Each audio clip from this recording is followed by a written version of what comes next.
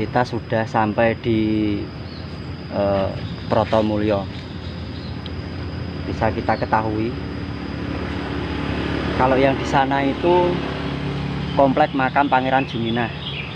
Nah, yang jadi simbol pertanyaan, yang jadi sumber pertanyaan saya kemarin, waktu saya kesini pertama kali Lebaran H+4,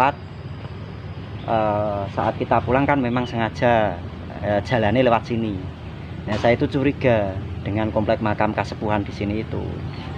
Saya itu pengen kesini baru terjawab sekarang. Karena setiap manusia itu memiliki perjalanan spiritual. Bahkan Nabi Muhammad SAW, beliau juga memiliki perjalanan spiritual tersendiri, yang disebut dengan Isra Mi'raj, di mana perjalanan beliau dari Mekah ke Madinah, ya Kang ya. Mekah ke Madinah, dari Madinah menuju ke Sidratul Muntaha atau langit Sabitu.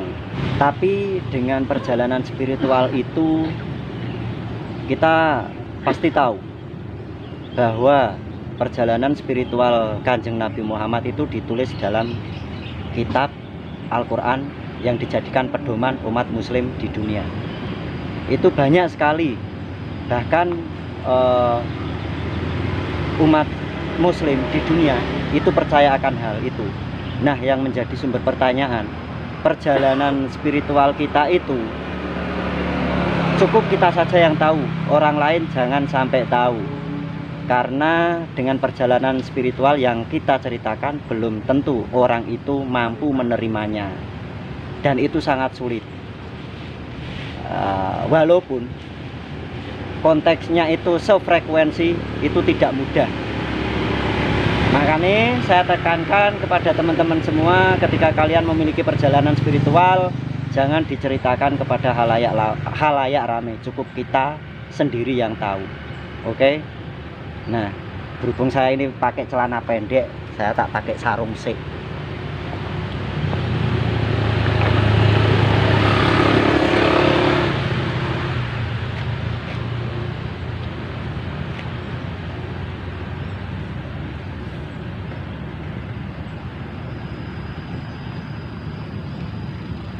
Nek nggone Pangeran Juminah kono ki rata-rata makame nganu Kang. Langgame Demak Adipati Unus. Tapi nom-nom sing sisih selatan nom-nom. Ya kisaran tahun Pakubuwononan lah, 1800-an. Tapi nek sing masuk ke area komplek makame Pangeran Juminah itu ada beberapa komplek makam yang memiliki langgam Lamongan. Terus rata-rata Mataram Islam. Ada yang Amangkurat, ada yang apa? Kalau Mataram Islam sepuh yang pertama itu belum nemu.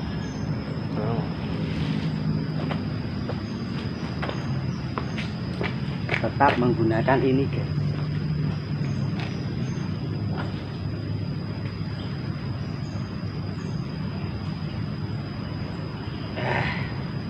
Bismillah.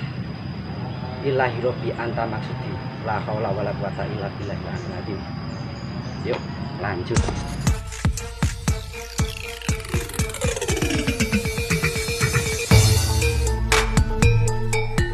Assalamualaikum warahmatullahi wabarakatuh. Dalam rangka melaksanakan kegiatan masa libur kerja, saya bersama teman sudah menjadi kebiasaan untuk melakukan penelitian yang menurutku penting dan mungkin tidak penting untuk orang lain. Seperti pada awal kata pendahulu ini, saya menyatakan bahwa diri saya bukanlah jebolan sekolah akademis yang memuat tentang perjalanan jenjang pendidikan sekolah perguruan tinggi, entah perguruan tinggi negeri maupun swasta.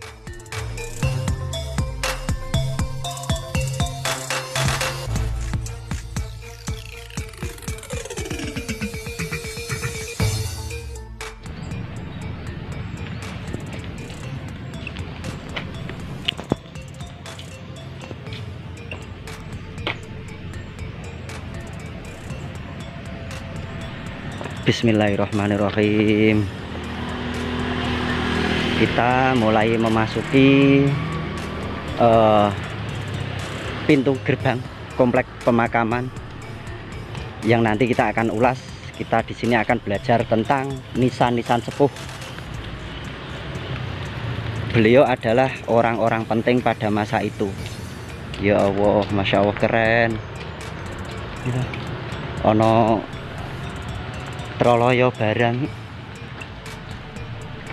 itu tuh Kang, langgame.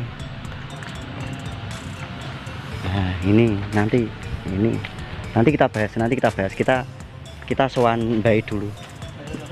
Makame mana Kang? Oh makame iki. Oh maksudnya makame nganu Mbah sapa? Sunan Katong. Enggak, itu Mbah Goro. Oh, lah dhewe jalan kaki. Jalan kaki lah. Motornya taruh sini ra apa-apa. Ayo. Kita mau sowan ke makame Mbah Niti Negoro dulu. Aman ya Kang ya? Nanti kita bahas-bahas langgam nisan di sini. Gede-gede loh. Dilewatin di. Oh alah, berarti motornya dibawa.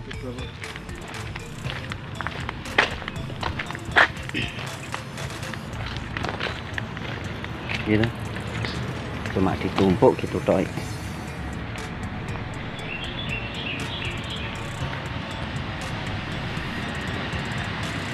Ini batunya gede-gede loh, kayak batuan candi loh. Motornya gawa Kang? Lah liwatin di Kang? Lah kae liwat di kae? Oh. Ya wis yuk. Motornya gawa.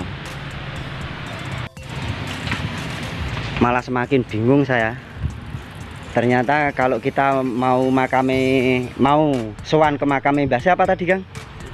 Niti Negoro itu harus lewat jalan raya. Kayak lewat sini sebenarnya deket, cuma nanti kita harus motornya tetap ditaruh sini, kita jalan lewati sungai. Nah, alhamdulillahirabbil alamin. Nah, di sini kita belajar bareng-bareng ya. Tidak ada yang digurui dan tidak ada yang menggurui. Nah,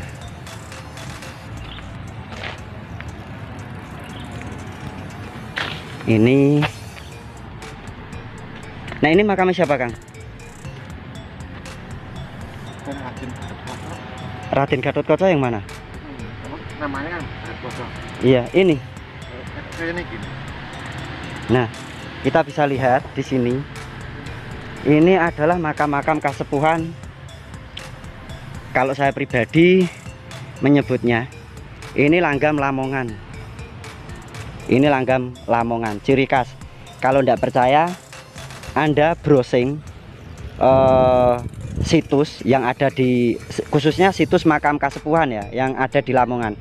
Mesti dari segi pahatan, terus arsitek bangunan makam, terus jirat-jirat makam nisannya mesti memiliki kesamaan. Memiliki kesamaan seperti ini.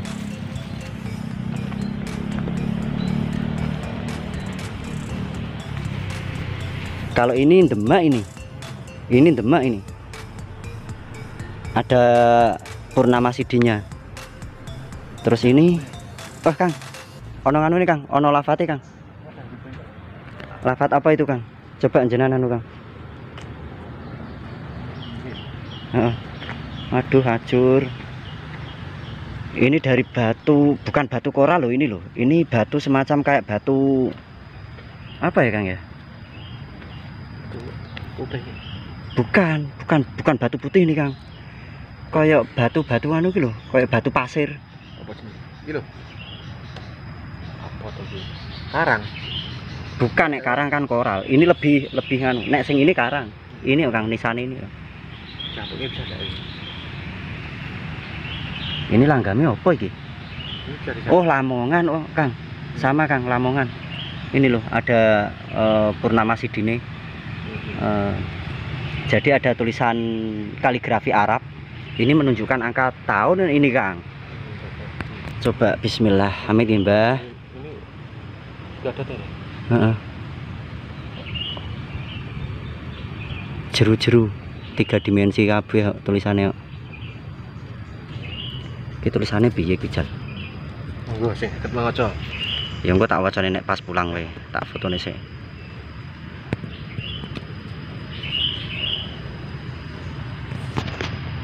Dan di sini itu makam yang ditinggikan. Yang paling tinggi di sini karena ini yang disepuhkan.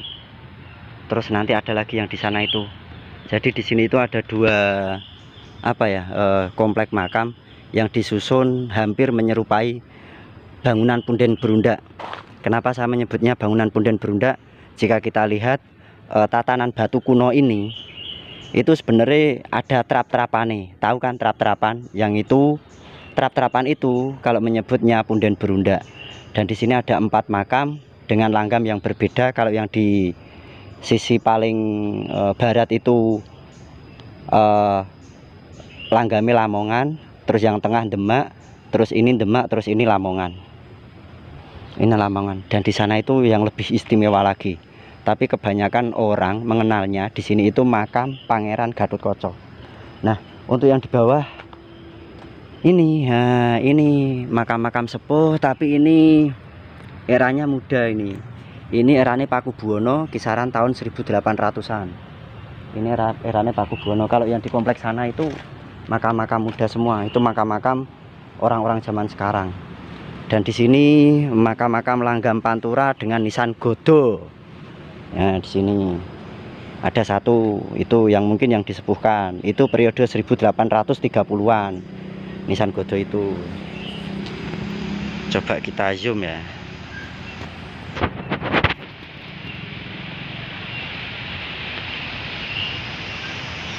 Nah, kelihatan kan?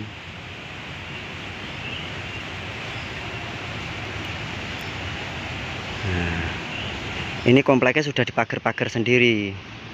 Cuma untuk yang daerah sana itu malah saya kurang paham itu, karena batuan jiratnya yang berbahan baku tanah liat atau batu bata merah atau banon itu sudah morat marit. Kalau di sini itu makamnya muda-muda semua ini. Makam muda semua.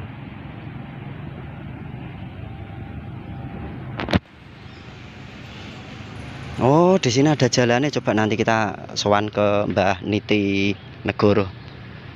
Nah, kita jalan-jalan dulu. Sekarang giliran Kang Roso untuk wasilah ke leluhur. Nah, ini langgame Lamongan. Ini Lamongan. Cuma antara makam ini dengan makam yang satunya ini beda generasi. Lebih sepuh yang ini dibanding yang ini. Nah, inilah kearifan lokal Nusantara yang memiliki transisi, masa transisi. Masa transisi itu antara Hindu ke Muslim. Nih. Misal kalau kita tidak tahu, mungkin salah satu di antara panel ini berada di tengah ladang, kita mengiranya ini batuan candi atau komponen candi, padahal ini jirat makam. Jelas ya, masa transisi. Diingat-ingat, masa transisi Hindu Buddha ke Muslim. Nah, kenapa orang-orang atau leluhur zaman dahulu menciptakan bangunan makam dengan arsitek-arsitek leluhurnya Hindu Buddha tetap ditempelkan atau tetap diukir atau dipahat? Karena leluhur kita adalah orang-orang yang sangat istimewa. Beliau-beliaulah yang mencetak sejarah. Dan inilah akulturasi dari peradaban Islam Nusantara. Kita jalan-jalan. Nah, kita di sini akan mendapati langgam nisan Tembayat. Ini langgam nisan Tembayat. Nah, yang agak kesulitan itu ketika kita menemukan langgam Tembayat, karena langgam Tembayat itu mulai dari Demak itu sudah ada, terus Mataram Islam awal, Demak, Pajang, Mataram Islam awal, Mataram Islam Hanyokrokusuman Ageng, Mataram Islam Amangkurat, sampai Pakubuwono, sampai periode abad ke-20 itu langgam Tembayat ini memiliki unsur kesamaan dari segi pahatan batu nisan maupun jirat. Cuma yang membedakan antara besar kecilnya. Nah, juga bisa kita lihat untuk komponen itu terbuat dari batu yang sama, mulai dari tahun yang awal saya sebutkan sampai ke periode abad 20 1900-an. Itu batune atau komponennya itu sama.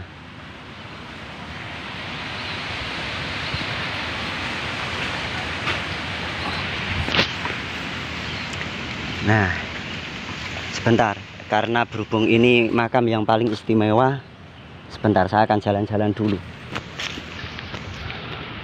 Nah, ini ada makam Mataram Islam. Itu, kalau saya yakin itu Mataram Islam. Tapi tidak tahu Mataram Islamnya itu Amangkurat atau Mataram Islamnya itu Amangkurat periode 1700-an atau Mataram Islam 1600-an, hanya Krokusuman Ageng.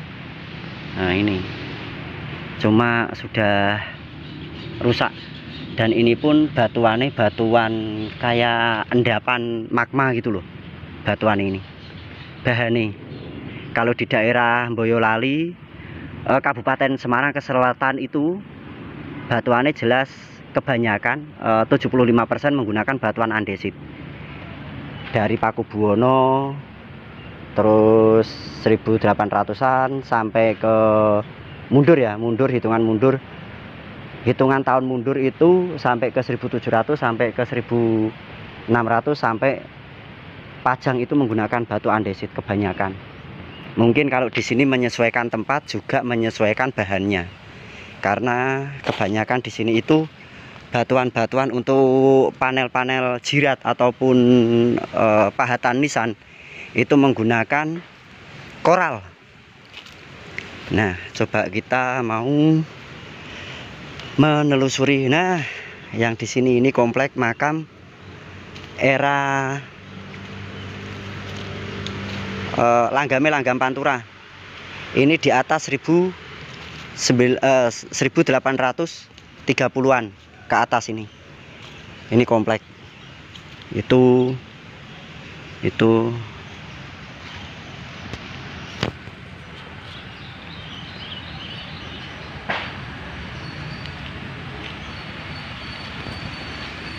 coba kita lihat sini. Ini ada gundukan tanah, sebenarnya sini juga pemakaman, tapi sudah mosak masih amburadul. Oh, sampai sana. Ini tidak bisa dikenali nih. Ini makam langgam apa ini? Yang sini nih. Tidak bisa dikenali karena sudah rusak. Karena semakin tinggi tempat pemakaman itu semakin sepuh, semakin rendah itu semakin muda. Kalau ini semakin rendah. Setelah komplek pemakaman Langgam Pantura dengan nisan gada periode 1830-an ke atas sudah rusak semua. Batu-batu nisan sudah tidak ketara.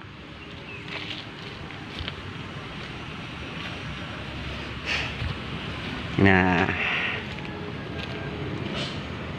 kita berjalan dari bawah, mungkin pintunya dulu lewat sini, mungkin bukan yang dari sana. Kalau yang dari utara sana itu langsung kita ke kepalanya, sowane itu langsung ke kepala, istilahnya gitu, karena hadapnya utara. Kalau sini mungkin dulu pintu awal mulanya yang sini. Ini kita dari bawah, jadi kita ke yang muda dulu baru ke yang sepuh. Kalau kita melihat konstruksi bangunan ini pun semacam dinding untuk komplek, tapi sudah runtuh.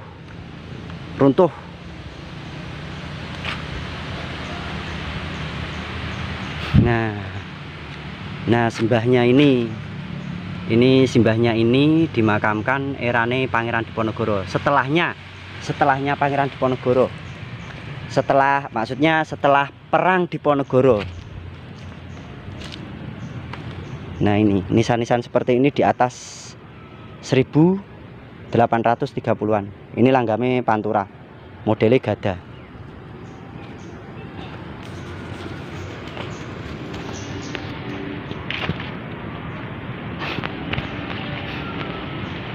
Sebentar. Yang ini karena ini sangat begitu menarik. Yang ini justru nanti yang agak keri-kerinan wae lah. Agak terakhiran. Karena sangat istimewa sekali. Kalau saya pribadi ini era-era Mataram Islaman ini, walaupun beliau yang dimakamkan memiliki langgam yang berbeda. Dan ingat, langgam yang berbeda itu merupakan identitas asal muasal beliau.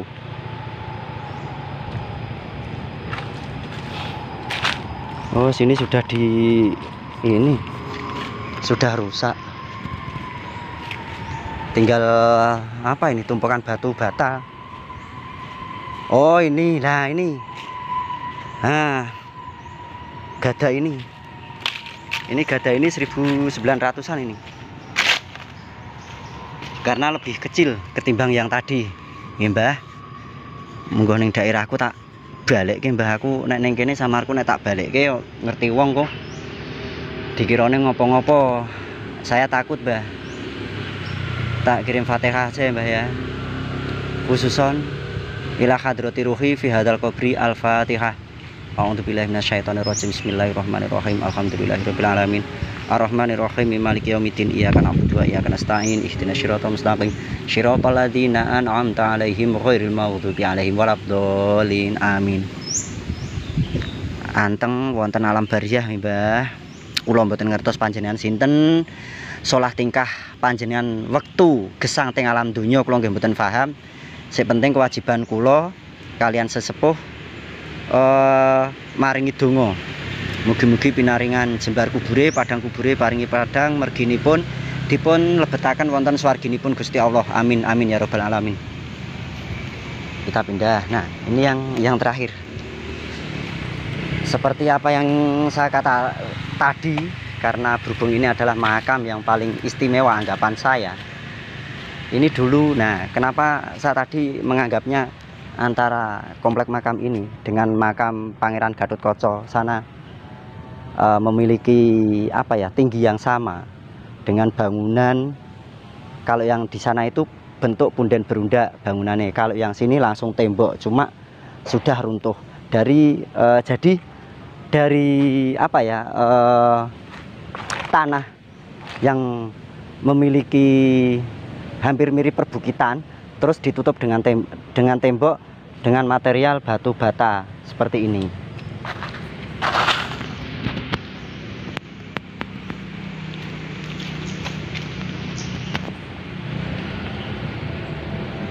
Bismillahirrahmanirrahim.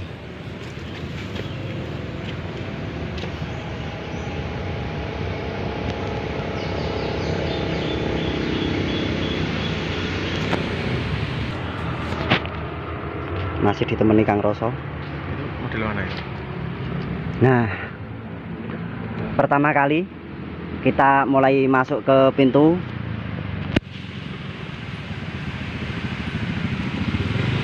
Kita menemukan bangunan makam plus dengan komponen nisan. Ini menunjukkan beliau asli dari Jawa Timur. Ini Troloyo. Ini model-model nisan Troloyonan.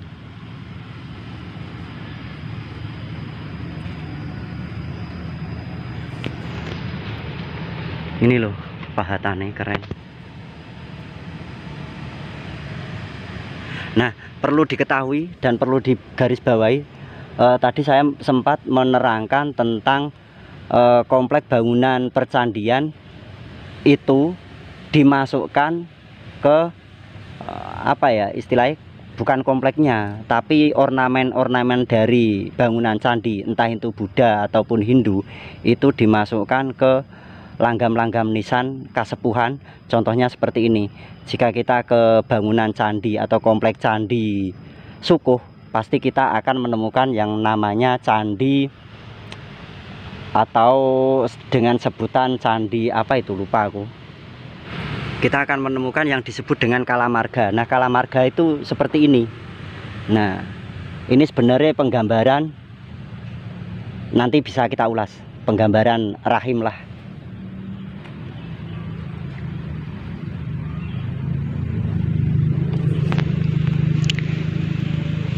Kita masuk lagi ke sini, kita menemukan langgam Lamongan. Kita menemukan langgam Lamongan ini. Keren ya. Ini langgamnya Lamongan. Cuma yang bisa dibaca tipe nisannya antara makam beliau dengan beliau yang ini. Terus ini juga langgam Lamongan, ini kelihatan ini. Di sini saya akan berusaha membabarkan pertanyaan tersebut secara menyeluruh. Untuk yang pertama, kenapa makam-makam kasepuhan di Desa Protomulyo kebanyakan berada di puncak bukit? Tidak hanya makam Kanjeng Sunan Katong saja, komplek makam Pangeran Pakuwojo, komplek makam Pangeran Juminah, komplek makam Kiai Kanjeng Gusti Adipati Manduro Rejo beserta Kiai Asari, komplek makam Raden Gatot Kaca, dan komplek makam Pangeran Noto Nitinegoro, semuanya berada di puncak bukit.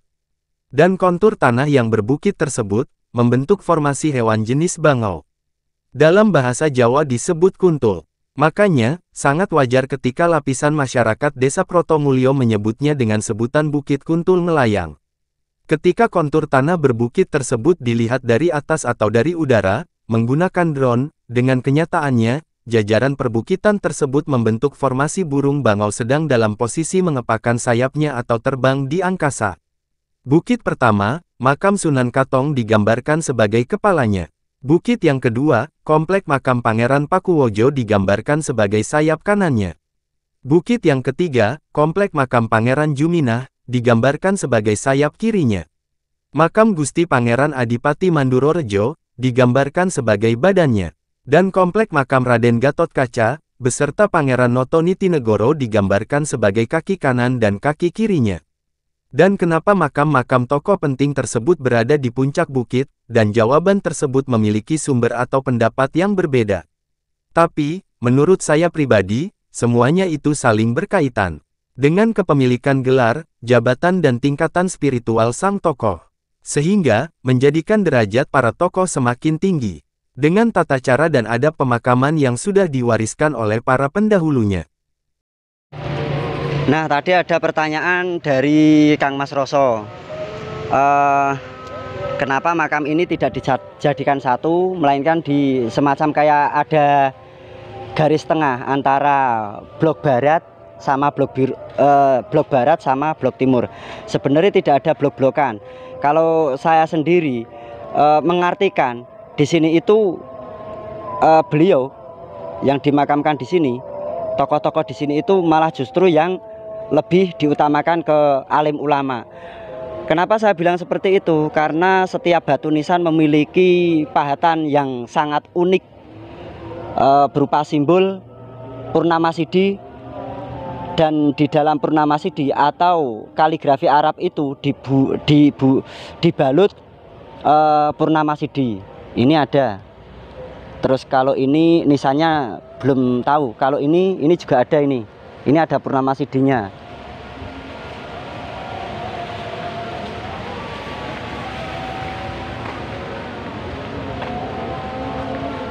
Paling keren. Keren banget. Ya semua keren. Cuma yang lebih rumit itu pahatannya justru yang Lamongan ini. Rumit banget.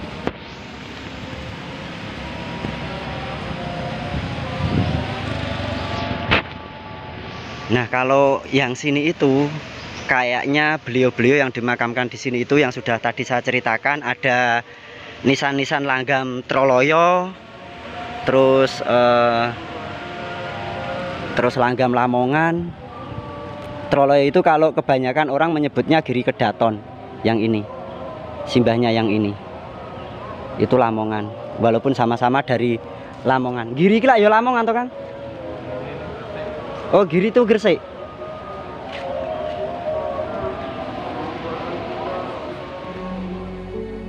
Sehingga, sudah diperhitungkan dan dipikirkan kembali, tentang bagaimana cara memuliakan tokoh yang memiliki pengaruh di wilayah tersebut secara luas. Kenapa makam-makam kasepuhan di Protomulyo memiliki bangunan jirat dan langgam nisan yang berbeda-beda? Bangunan jirat makam, dan komponen nisan dengan langgam yang berbeda menunjukkan bahwa, wilayah Kendala memiliki peradaban yang sangat kaya. Sehingga memunculkan sistem pemerintahan secara berkala. Mulai dari kerajaan-kerajaan Hindu-Buddha, masa transisi Hindu-Buddha ke Islam, dengan unculnya Kerajaan Demak di Jawa Tengah. Masa pemerintahan Kerajaan Pajang, masa pemerintahan Kerajaan Mataram Islam awal, sampai Mataram Islam Amangkurat. Pakubuwono, sampai jejak kolonial. Wilayah Kendal merupakan wilayah yang administratif untuk memulai pembangunan dengan sistem pemerintahan yang berlangsung. Maka dari itu, tidak heran ketika Langgam Nisan memiliki perbedaan, yang cenderung mengenalkan identitas tokoh yang dimakamkan. Contoh, Nisan Langgam Demak, Nisan Langgam Cirebon, Langgam Nisan Tembayat, Langgam Nisan Demak Adipati Unus, Langgam Nisan Mataram Islam Hanyokrokusumo Ageng, Langgam Nisan Mataram Islam Amangkurat, Langgam Nisan Pakubuwono dan Langgam Nisan Pantura periode 1830-an. Semua itu menunjukkan bahwa, tokoh-tokoh yang dimakamkan di wilayah Protomulyo, pernah mengabdikan dirinya sebagai pejabat pemerintahan, dan mendapatkan gelar resmi dari pepundennya.